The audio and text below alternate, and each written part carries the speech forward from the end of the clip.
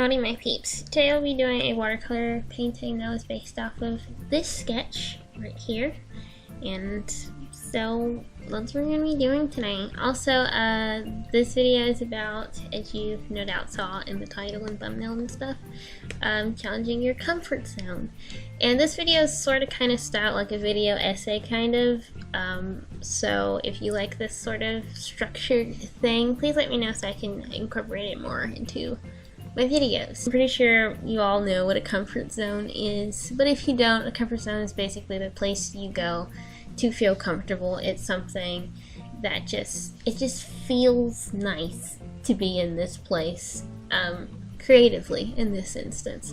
So for me, my comfort zone is drawing a lot of girls and sketching a lot of stuff, and just like drawing just faces, 3/4 view facing the left. That is my comfort zone. That is something I do a lot. That's what a comfort zone is.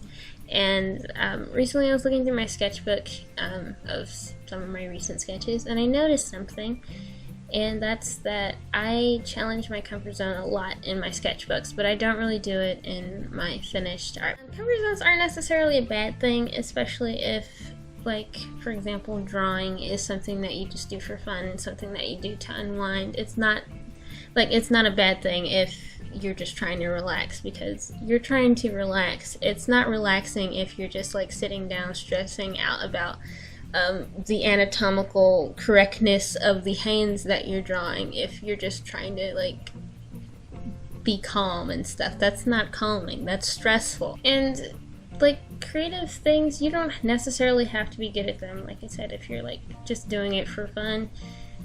But if you would like to do it like professionally, or you would like to get better at it, and you do want to be quote unquote one of the greats, you do have to break out of your comfort zone and do things that you wouldn't typically do, and you do have to do those things that are going to make you kind of stressed. So it's nice to approach things in a calm manner so you won't be so stressed out. But like if you're trying to get better, you do have to do things that you would not do to chill because you're trying to learn stuff. So if you're trying to make your hobby into like something that you do professionally, or you're just trying to get better at it, it's just nice to just do things that you wouldn't typically do. So for example, this drawing was kind of challenging for me because I rely heavily on lines in my artwork. And this particular character, his name is Lentz. Whenever I draw him in this style, he always looks really creepy and weird, and I just haven't figured out how to make this character look right in this style. So that was the thing that I was challenging myself to do, is to draw this character in this style and make him not look weird and creepy. And also, when I was like, okay, I'm going to do something with watercolor today, I was like, let me cut a little small sheet of paper. But I was like, no, we're not doing that. I'm going to cut a larger sheet of paper. And I'm not going to take the easy way out, even though, I mean, because I'm like super comfortable with drawing things on like a smaller sheet of paper, like half this size or maybe even a quarter of this size. So I was just like, no, I'm going to draw on the full sheet of paper, even though the paper isn't like super large. It's not the size that I typically gravitate towards when I'm just trying to do it for fun. I'm just not really adventurous in my art, especially when it comes to my finished stuff. I pretty much stick to the left facing 3/4 view portrait thing, you know, like shoulders up, and that's just what I do, especially when I'm doing like digital stuff. But lately I just been trying, well, just wanting to not do that anymore and to do things that are just a bit different. And even though this is pretty much exactly what I just described, what I typically do, I don't usually do it in this size, and I don't usually do watercolor pieces like this. The weird thing about it is that in my sketchbooks, I am adventurous, and I do try to do things that are not something I would typically do if I was doing like a finished piece. Especially recently, I've been doing like a lot of weird poses, like really exaggerated poses and stuff, and working on character designs and making sure my characters don't look exactly like each other, and just like doing things to improve all of that. So it's just like, why am I doing it in my sketchbook? I'm like challenging myself and getting out of my comfort zone in my sketchbook. But when it comes to doing a finished thing, I don't do that. I stick to the same thing, and I just do the same thing over and over again. It could possibly cause art block when you're just doing the same thing over and over and over, and then you get burnt out and you're like, what in the world is everything? What is this? I don't know. I'm bored. I want to do something else. Just trying to just not do that, and to not do the first thing that comes to mind, but to do the thing that you wouldn't typically do. And I find that the drawings that I do where I do go out of my comfort zone and I do approach it with like a let's not stress out about this, but to just like approach a drawing with this mindset of just like, let's land this loaf, or perhaps let's bag this baguette, let's get this bread, let's not fool around, let's do the things and not be scared about it and not stress out about it. And also, if it doesn't work out, to not be sad about it, because we're experimenting, we're trying to get better. I find that I like those drawings a lot more, like this particular drawing. I really like how it turned out, but other times I don't know, I just like overthink it a little bit, and I'm just like, oh my gosh, I'm doing something different, what will happen? But this was nice. This was nice. I really like how it turned out. It was nice, you know? Mindless drawing, which is what I typically do. I just kind of go on autopilot mode when I'm drawing, which is fine if I'm just doing it for fun, but if I am trying to improve, that's not the route, my peeps. It's better to do like deliberate practice, where you're just like sitting down and thinking, okay, today I am going to work on like faces, and I'm going to make sure my characters don't look exactly alike. Or today I'm going to work on the infamous hand or something. I'm going to work on perspective or something. And instead of just like sitting down and just being like, I'm going to draw, and then like drawing 20 faces that look exactly the same and are facing the same direction.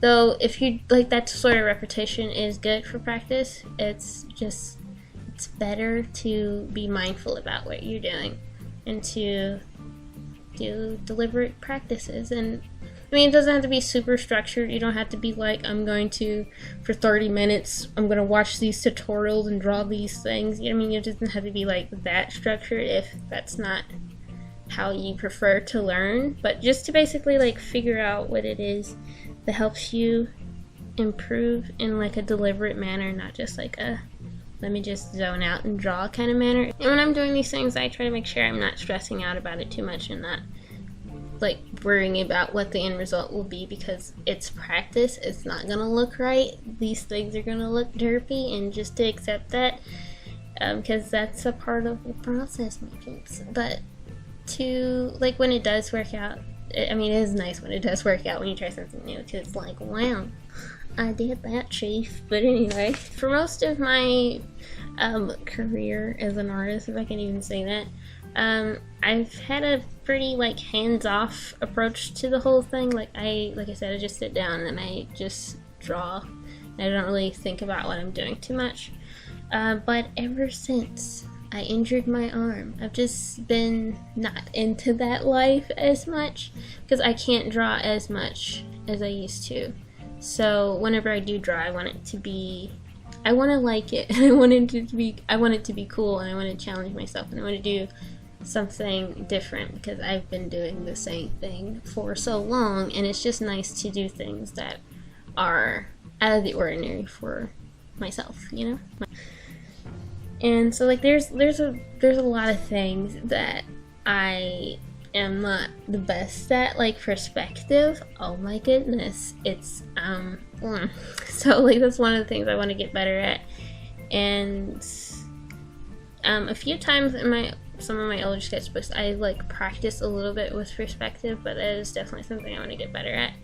And I like kind of work on it in my own weird way. I just like every now and then I'll just like, let me like do this real quick and like work on the perspective of this leg right here. And I mean, I do see improvements from doing that sort of thing, and that is really nice. Personally, what I like to do when I'm trying to improve is I like to do little things at a time. I don't like to be like, today I'm gonna learn all the things about perspective and I'm gonna like draw a building and a room and stuff. I like to just like do it a little bit at a time. And I also like watching a lot of like tutorials and videos and stuff, not just about art, but just like about things in general, because like just videos about like storytelling and stuff, they really inspire my art, and videos where other people are drawing. I just like look at things, and I like take little bits from like everything in this like life and like the type of videos I watch, because I don't just watch like art videos, and I find that all of that stuff, it helps me improve somehow. I don't know, it's just like observing everything around me just helps me improve personally, and just applying the little things that I learn to my artwork, just like a little bit at a time.